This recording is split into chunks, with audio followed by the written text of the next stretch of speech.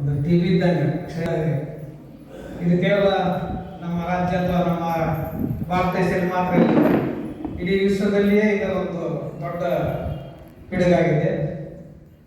ವಿಶ್ವ ಆರೋಗ್ಯ ಸಂಸ್ಥೆಯು ತಮ್ಮ 39ನೇ ಸಭೆಯಲ್ಲಿ, ಅನೇಕ ರಾಷ್ಟ್ರಗಳ ಸಭೆಯಲ್ಲಿ ಇದರ ಬಗ್ಗೆ ಆತಂಕ ವ್ಯಕ್ತಪಡಿಸಿ ಎಲ್ಲ ರಾಷ್ಟ್ರಗಳಲ್ಲಿ ಇದನ್ನ ನಿಷೇಧ ಬಗ್ಗೆ ಒಂದು ಕಾರ್ಯತಂತ್ರ ನಿರ್ಣಯ ಒಂದು. ಆ ಪ್ರಕಾರ ನಮ್ಮ ಭಾರತದಲ್ಲಿ ಸಹ ಕೇಂದ್ರ ಸರ್ಕಾರ 2003ರಲ್ಲಿ ಸಿಗರೇಟ್ ಮತ್ತು ಇತರ ಮಾದಕ ವಸ್ತುಗಳ ಸರಕುಗಳ ನಿಷೇಧ ಕಾಯ್ದೆ 2003 ತಂದು ಜಾರಿ ಮಾಡಿದೆ. ಅಕ್ಕ ಹೇಳಿದ್ರೆ ಈಗ ಈ ಸರ್ಕಾರನ ಈ ನಿಷೇಧ ಮಾಡಿಬಿಟ್ರೆ ಆ ಪ್ರಶ್ನೆ ಬರಲ್ಲ ಅಂತ ಹಾಗನ್ನಕ್ಕಾಗಲ್ಲ. ಈಗ ನೋಡ್ರಿ, ಮರ್ಡರ್ ಆದವರಿಗೆ ಜೀವಾವಧಿ ಶಿಕ್ಷೆ, ಗಲ್ಲು ಶಿಕ್ಷೆ, ಅತ್ಯಾಚಾರ ಮಾಡಿದವರಿಗೆ ಗಲ್ಲು ಶಿಕ್ಷೆ ಅಂತಂದು ಕಾಯ್ದೆ ಇದೆ. ಅದು ನಿಂತಿದೆ, ನಿಲ್ಲಲ್ಲ. ಈ ನಿಷೇಧ ಮಾಡಿದ್ರು ಸಹ ಇದು ಕೆಲವು ಪ್ರಕೃತಿ ವಿರುದ್ಧ ಅಥವಾ ಸಮಾಜದಲ್ಲಿ ಕೆಲವು ನಿಷೇಧ ಮಾಡಕ್ಕೆ ಅಥವಾ ಕಾಯ್ದೆ ಮಾಡಕ್ಕಾಗಲ್ಲ. ಅದೇ ರೀತಿ ಸರ್ಕಾರಕ್ಕೂ ಸಹ ಇಂಥ ಉತ್ಪನ್ನಗಳಿಂದ ಅನೇಕ ಆದಾಯ ಇರೋದ್ರಿಂದ ಸರ್ಕಾರ ಸಹ ಮುಂದಾಗೋದಲ್ಲ. ಆದರೂ ಕೆಲವು ಮುಂಜಾಗ್ರತೆಯಾಗಿ ಅಥವಾ ಕೆಲವು ಕಟ್ಟು ನಿಯಮ ಮಾಡೋದ್ರಿಂದ ಸ್ವಲ್ಪ ಕಂಟ್ರೋಲ್ ಮಾಡ್ಬೋದು ಅನ್ನೋ ಉದ್ದೇಶದಿಂದ ಇಂಥ ಕಾಯ್ದೆ ಮಾಡಿದ್ದಾರೆ.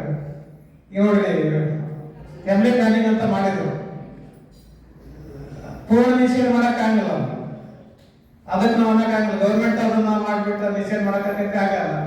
ಆದ್ರೆ ಕೆಲವು ಯೋಜನೆ ಮಾಡಿದ್ರು, ಅನೇಕ ಮಾಡಿದ್ರಿಂದ ಎಷ್ಟೋ ಕಂಟ್ರೋಲ್ ಆಯಿತು.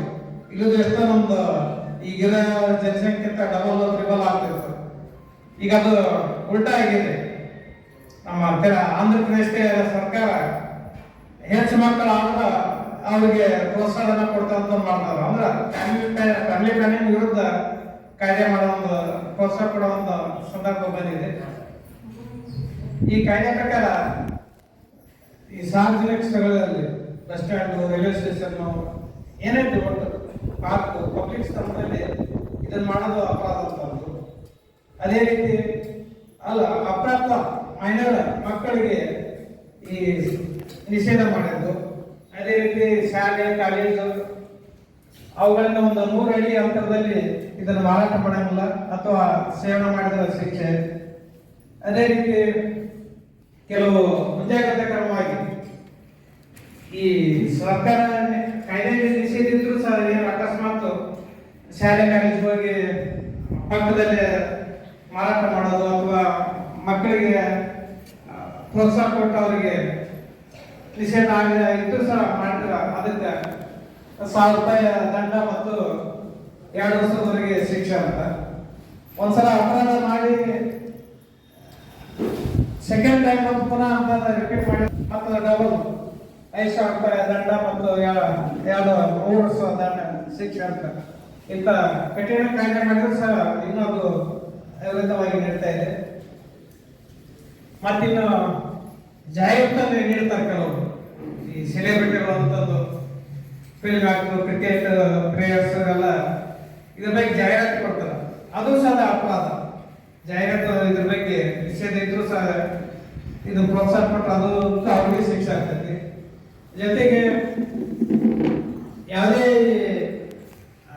ಸಿಗರೆಟ್ ಪ್ಯಾಕ್ ಬರ್ದಿರ್ತಾರೆ ನೋಡಿ, smoking is injurious to the health ಅಂತ. ಇಂಥ ಕಟ್ಟುನಿಟ್ಟು ಮಾಡಿದ್ರೆ ಅವ್ರು ಏನ್ ಮಾಡ್ತಾರೆ, ತಪ್ಪು ಸಣ್ಣ ಅಕ್ಷರದಾಗ ಅದನ್ನ ಹಾಕಿರ್ತಾರೆ. ಎಷ್ಟೋ ಜನ ಓದ್ತಾರ ಮತ್ತು ಅದೊಂದು ಪರಿಣಾಮ ಅರಿವಿಲ್ಲದೆ ಮತ್ತು ಪುನಃ ತಾವ ಸಿಗರೇಟ್ ಸೇರ್ತಾರ. ಇಂಥವ್ರು ಇದ್ದಾರೆ.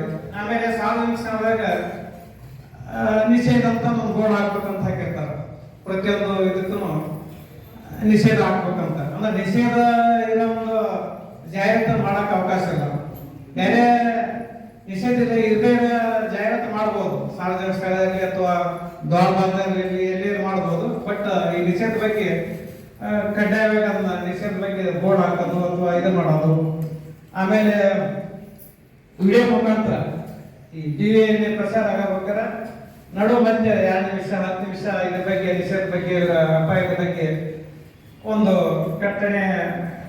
ಕಟ್ಟಪ್ಪಣೆ ಮಾಡಿದ್ರು ಸಹ ಅದನ್ನು ನಾವು ಎಲ್ಲರೂ ಮಾಡ್ತಾ ಇಲ್ಲ. ಇನ್ನು ಇದು ನಾವು ಕಾಯ್ದೆ ಮಾಡಿದ ತಕ್ಷಣ ಯಶಸ್ವಿ ಆಗ್ತದೆ ಅಂತಲ್ಲ, ಇಂಥ ಸಂಘ ಸಂಸ್ಥೆ NGO ಅಂತಾರಲ್ಲ, ಇವರೆಲ್ಲ ಭಾಗಿಯಾಗಿ ಈಗ ನೋಡ್ರಿ, ಈಗ ಬ್ರಹ್ಮಕುಮಾರನ ಯಾಕೆ ಆಯ್ಕೆ ಮಾಡಿದ್ರು?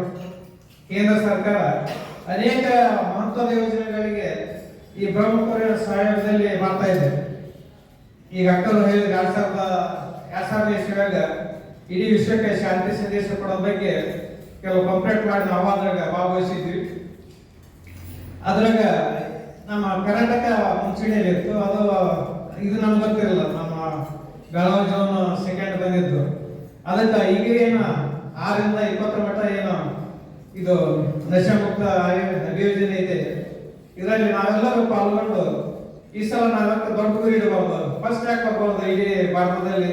ಅದ್ರ ಬಗ್ಗೆ ನಾವೆಲ್ಲ ಪ್ರಯತ್ನ ಮಾಡಕ್ಕೆ ನಾವೆಲ್ಲ ಅಕ್ಕರಿಗೆ ಸಹಕಾರ ಕೊಡೋಣ. ಈಗ ಬಹಳ ಹಳೆ ಬಾಗಲಕೋಟೆ ಇರುವಾಗ ಟೀಮ್ ಅಲ್ಲೇ ಎಲ್ಲ ಕಾಲೇಜಿಗೆ, ವಿದ್ಯಾನಗರ, ನವನಗರ ಅಥವಾ ಬೇರೆ ಬೇರೆ ಶಾಲೆ ಕಾಲೇಜಿಗೆ ಹೋಗಿ ಸಾಧ್ಯದಷ್ಟು ಅಕ್ಕರ 50 ಹೇಳಿದ್ರು. 6ರಿಂದ 20 ಒಂದು 100 ಜನ ನಾವು ಕೊಟ್ರೆ ಅದು ನಮ್ದು ಬಾಬಾರಿಗೆ ಸೇವೆ ಮಾಡಿದಂಗೆ ಆಕೈತಿ. ಬಾಬಾರ ಆರ್ತಿ ಪ್ರಕಾರ ನಾವು ಸೇವೆ ಮಾಡಿದಂಗೆ ಆಕೈತಿ. ನಮಗೂ ಒಂದು ಸೆಲ್ಫ್ ಇರ್ತೈತಿ. ಇಂಥ 10 ಕೋಟಿ ಜನರಿಗೆ ತಲುಪಿಸೋ ಅಭಿಯಾನ ನಾವು ಭಾಗವಹಿಸಿದ ಒಂದು ಹೆಮ್ಮೆ ಅಥವಾ ಸಂತೋಷ ನಮ್ಗೆ. ಬೇರೆ ಏನು ಹೇಳೋದು ಬೇಡ, ನಮ್ಮಷ್ಟಕ್ಕೆ ನಾವು ಸೇವೆ ಸಲ್ಲಿಸೋಣ. ಇನ್ನು ಅನೇಕ ಈ ಅಭಿವೃದ್ಧಿ ಬಗ್ಗೆ ನಾವು ಪೂರ್ಣ ನಾವು ಈ ಕಾಯ್ದೆ ಬಗ್ಗೆ ಹೇಳ್ಬೇಕಂತಲ್ಲ, ಸಂಕ್ಷಿಪ್ತ ಹೇಳಿ ಏನು ಪ್ರತಿಜ್ಞೆ ಇದೆಯಲ್ಲ, ಆ ಪ್ರತಿಜ್ಞೆ ವಿಧಿ ಬೋಧಿಸಿದ್ರೆ ಅದರ ಸಂದೇಶ ಎಷ್ಟೋ ಮಟ್ಟಿಗೆ ಸಮಾಜದಲ್ಲಿ ಸುಧಾರಣೆ ಸಾಧ್ಯತೆ. ಆ ನಿಟ್ಟಿನಲ್ಲಿ ನಾವೆಲ್ಲರೂ ಪ್ರಯತ್ನ ಮಾಡೋಣ. ಇದೇ ರೀತಿ ಇವತ್ತು ಬರದೇ ಇರೋದಕ್ಕೆ ತಾವು ವಾಕ್ಪಕ್ದಾಗ ಎಲ್ಲರಿಗೆ ಸಹಯೋಗ ತಗೊಂಡು ಮಾಡ್ತೇವೆ ಅಂತ ಆಶಿಸಿ ನಮ್ಗೆ ಇದ್ರ ಬಗ್ಗೆ ಹೇಳಕ್ಕೆ ಅವಕಾಶ ಕೊಟ್ಟು ಡಾಕ್ಟರ್